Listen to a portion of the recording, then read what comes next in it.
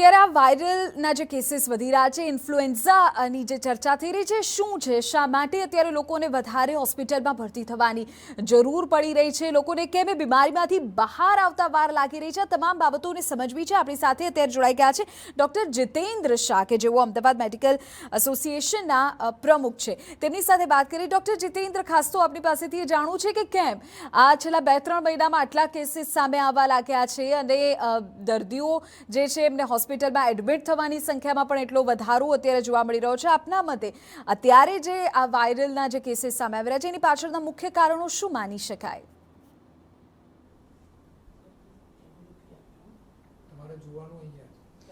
આ વખતે જે વાયરસ આવ્યો છે H3N2 વાયરસ એ વધારે ઇન્ફેક્ટિવ છે અને એમાં ફીવરનું પ્રમાણ પણ વધારે આવે છે અને શરીરમાં દુખાવો થાય છે, શરદી ખાંસી પણ વધારે હોય છે અને સામાન્ય સંજોગોમાં એ 2 કે 3 દિવસમાં બધા અગાઉના ઇન્ફ્લુએન્ઝા બધા મટી જતા હતા, પણ આ 5 થી 7 દિવસ ચાલે છે અને કેટલાક કિસ્સામાં એ લાંબુ પણ ચાલતું હોય છે. અચ્છા, ઓકે. તો આ બાબતને વધારે સમજવાની કોશિશ કરી છે. આપણી સાથે ડૉક્ટર કલ્પેશ પણ જોડાઈ ગયા છે. તેમની પાસેથી પણ થોડી વધુ વિગતો મેળવીએ. ડૉક્ટર કલ્પેશ, આપની પાસેથી એ સમજવું છે કે જે અત્યારે વાયરલના કેસીસ સામે આવી રહ્યા છે તેની પાછળ આપ કયા કારણો મૂળભૂત માનો છો? લોકોને શું થાય છે કે જેના કારણે અત્યારે જે પહેલાં ઘરે સ્વસ્થ થઈ જતા હતા અને હોસ્પિટલમાં હવે એડમિટ થવાની દર્દીઓની સંખ્યામાં વધારો થઈ રહ્યો છે? એવા કયા લક્ષણો આજકાલ જોવા મળી રહ્યા છે?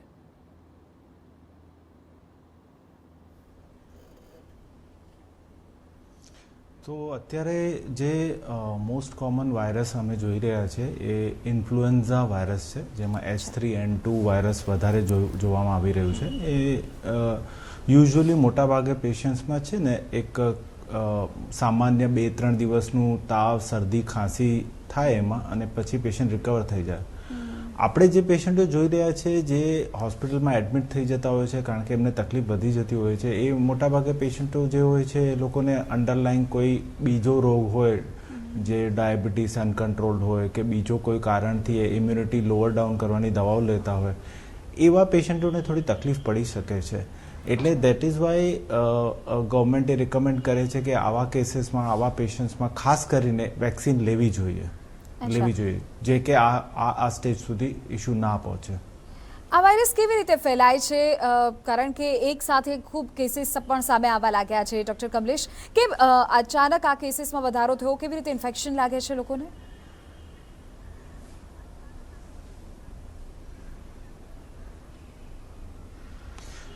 સો આ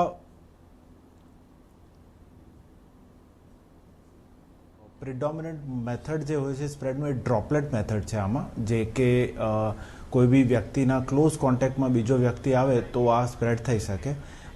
શરદી ખાંસી જેને હોય એના ક્લોઝ કોન્ટેક્ટમાં આપણે આવીએ તો એ સ્પ્રેડ થઈ શકે છે.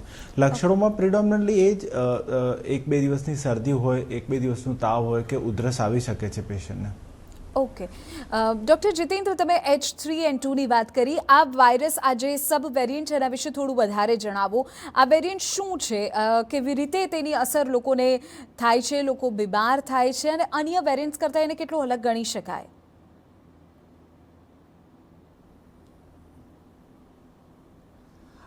આ વાયરસ પહેલાં કરતાં થોડો ઝડપથી ફેલાય છે અને પહેલાં જે ઇન્ફ્લુએન્ઝા વાયરસ, બીજા બધા જે વેરિયન્ટ હતા એમાં એક જણને થયો તો બીજાને તરત થાય એવું નથી, પણ આ H3N2માં ઘરમાં એક જણને થયો તો બીજા લોકોને પણ થાય છે અને એના સંપર્કમાં આવનાર બી કેટલાક લોકોને આ વાયરસ ફેલાતો હોય છે અને જેના કારણે આ વાયરસ આ વખતે વધારે ઝડપથી ફેલાઈ રહ્યો છે. અચ્છા, ડૉક્ટર કમલેશ, અત્યારે લોકો આજકાલ આ વાયરસ એ એરબોર્ન થી... જી, આપની વાત પૂરી કરો ડૉક્ટર જીતેન્દ્ર.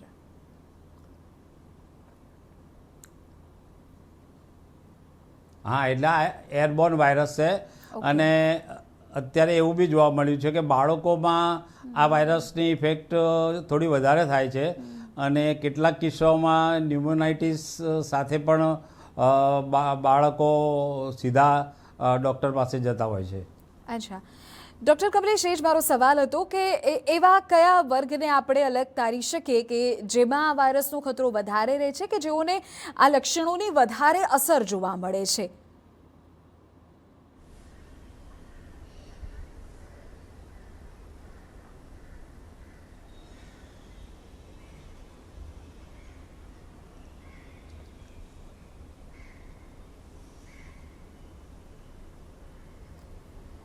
ડૉક્ટર કમલેશ, મારો અવાજ પહોંચે છે આપને?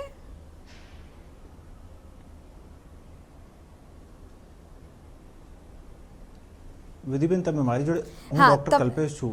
હા, ઓકે સર, તમને જ સવાલ છે કે આ જે બીમારી, જે રોગ અત્યારે ફેલાઈ રહ્યો છે, જે વાયરસના કેસીસ સામે આવી રહ્યા છે, એમાં કયા વર્ગના લોકો વધારે સપડાઈ રહ્યા છે? કોને વધારે ખતરો છે કે જે આ વાયરસની ચપેટમાં જલ્દી આવી જાય છે? સર,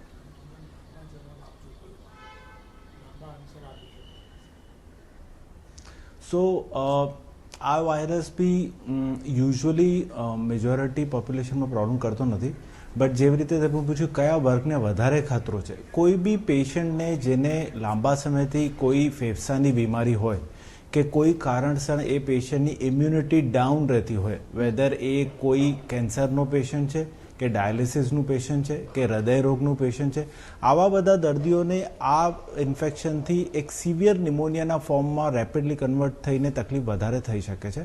પણ અધરવાઇઝ જે એક હેલ્ધી પેશન્ટ હોય કે હેલ્ધી હોસ્ટ હોય જેને પહેલાંથી કોઈ રોગ નથી, એવા પેશન્ટમાં યુઝ્યુઅલી અમે સિવિયર ફોર્મ જોતા નથી. બટ સ્ટીલ વેક્સિનેશન બધા માટે રિકમેન્ડેડ છે, જેનાથી નોટ ઓનલી આ પેશન્ટને ફાયદો થાય પણ આ પેશન્ટ બીજા કોઈ રોગીને આ સ્પ્રેડ ના કરે કે કમ્યુનિટીમાં ઝડપથી ફેલાય, એમાં બી ફાયદો મળે છે. ઓકે, આપણી સાથે એક દર્શક મિત્ર પણ જોડાઈ ગયા છે ફોન લાઈન પર. રાજકોટથી તેઓ જોડાયા છે. એમનો સવાલ સાંભળી લે. આપનો શું સવાલ છે? હું રાજકોટથી મિહિર પટેલ બોલું છું. સવાલ એ છે કે કોરોના પહેલા મને ગળાનું ઇન્ફેક્શન વધારે થતું હતું અને હું એઝિથ્રોમાઇસિન દવા લેતો હતો અને સારું થઈ જતું હતું, પણ હવે તો દર 20-25 દિવસે ગળાનું ઇન્ફેક્શન થઈ જાય છે અને વાયરલ વધી જાય છે, તો શું કરવું જોઈએ? ડૉક્ટર જીતેન્દ્ર પાસેથી જવાબ લઈ. ડૉક્ટર જીતેન્દ્ર, જે રાજકોટના દર્શક મિત્રે સવાલ પૂછ્યો છે એનો કોઈ જવાબ આપ આપી શકો? કેમ કોરોના બાદ શું આ કેસીસ વધારે થાય છે, એવું છે?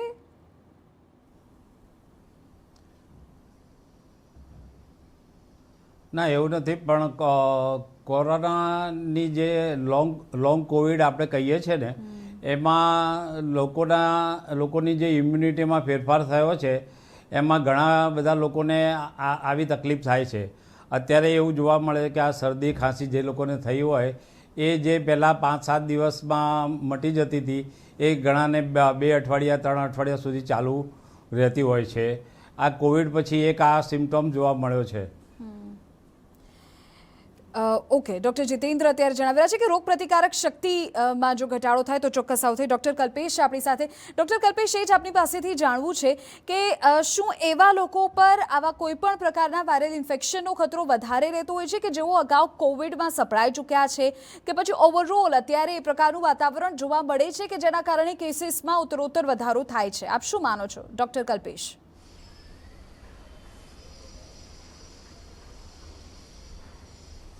સો યસ, કોવિડના લીધે ઘણા બધા લોકોને કોવિડમાંથી જે સિવિયર ફોર્મ ઓફ કોવિડમાંથી જે રિકવર થયા હતા પેશન્ટ્સ, એવા લોકોને ઘણા બધાને પરમનન્ટ થોડું ઘણું રેસિડ્યુઅલ ફેફસાની તકલીફ રહે છે. હવે એવા પેશન્ટને જો માઇનર વાયરલ ઇન્ફેક્શન બી અત્યારે લાગે તો એ એમના માટે એક મેજર પ્રોબ્લેમ બની જાય છે.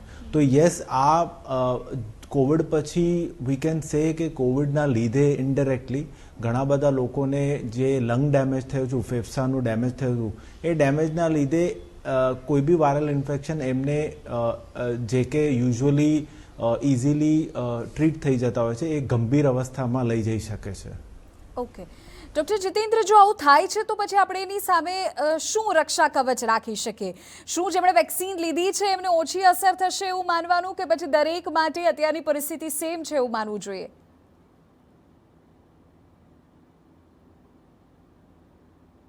ના, વેક્સિનથી તો ફેર પડે જ છે. ઇન્ફ્લુએન્ઝાની વેક્સિન જે છે એ જનરલી બધા સપ્ટેમ્બર ઓક્ટોબરમાં લેતા હોય છે. અને આ વેક્સિનના જેને લીધી હોય છે એને આ ઇન્ફેક્શન બહુ જ ઓછા થતા હોય છે અને થાય તો એ બહુ જ માઇલ્ડ પ્રકારમાં થતા હોય છે, એટલે વેક્સિનના લીધે ચોક્કસ ફાયદો થાય છે.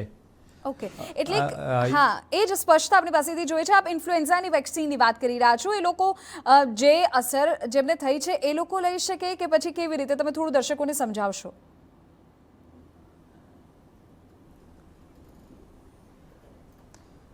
ના જયલે, આ વેક્સિન જનરલી સપ્ટેમ્બર ઓક્ટોબરમાં બધા લઈ લેતા હોય છે.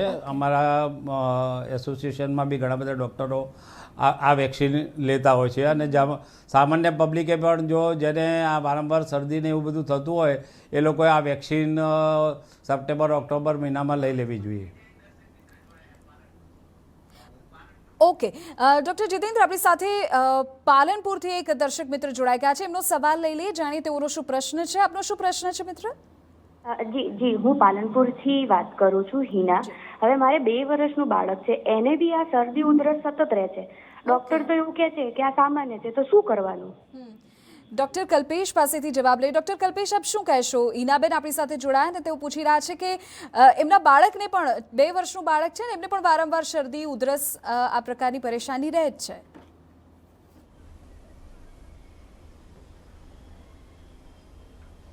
સો હિનાબેન, બાળકોમાં બર્થ પછી બાળકો બીજા બાળકોના કોન્ટેક્ટમાં આવતા હોય રમતી વખતે, કે એ લોકો પ્લે સ્કૂલમાં જાય ત્યાં, તો બાળકોમાં વાયરલ ઇન્ફેક્શન્સ બહુ કોમન છે.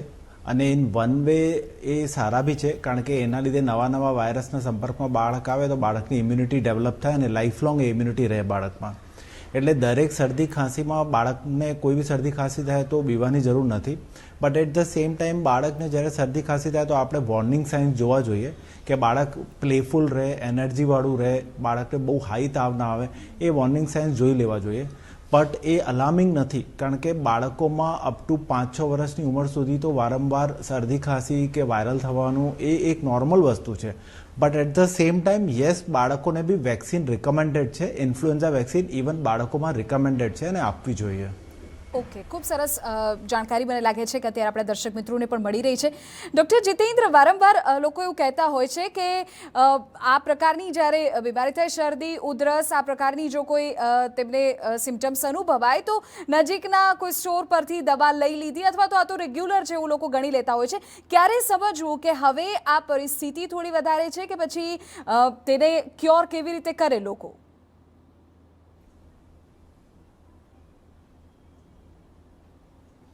ના, એટલે લોકો જે ડાયરેક્ટ મેડિકલ સ્ટોરમાંથી દવા લે છે અને એની સંખ્યા વધે તો એ ચોક્કસ એવું કહી શકાય કે ભાઈ આ રોગમાં વધારો તો થયો છે. પણ એ રોગનો વધારો તો આપણને ડૉક્ટરોના ત્યાં જે દર્દીઓ આવતા હોય વધારે, એની ઉપરથી બી ખ્યાલ આવી જતો હોય છે. અને આ જે સ્ટોર ઉપરથી જે ઓટીસી સિવાયની જે દવાઓ લે છે એની ઉપર એક પ્રકારનો રોક લગાવવી જોઈએ એવું મારું માનવું છે. જેના કારણે આ રોગ, એટલે આ પ્રકારના રોગો જ્યારે બી થાય ત્યારે એને આપણે ઝડપથી કાબૂમાં લઈ શકીએ. ઓકે, ડૉક્ટર કલ્પેશ, વારંવાર એવું જોવા મળતું હોય છે કે લોકો એન્ટીબાયોટિક્સ પોતાની જાતે જ પ્રિસ્ક્રાઇબ પોતાને કરી દેતા હોય છે, જાતે જ મેડિકલ સ્ટોર પરથી જઈ આવે ને લઈ આવે ને પોતે સાજા થઈ જાય એવું માની લે. પણ આવા કિસ્સાઓમાં તમે શું ખાસ સલાહ આપશો લોકોને? લોકોએ શું કરવું જોઈએ જ્યારે તેઓને સિમ્ટમ્સ અનુભવાય છે?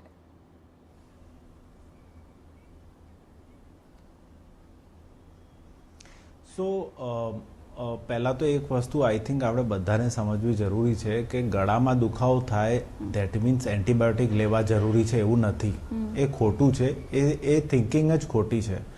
ગળામાં દુખાવો મોસ્ટ કોમનલી તો ઘણા બધા રીઝનથી થઈ શકે, જેમાં મોસ્ટ કોમનલી તો વાયરલ જ હોય છે, જેમાં એન્ટીબાયોટિકની જરૂર જ નથી હોતી.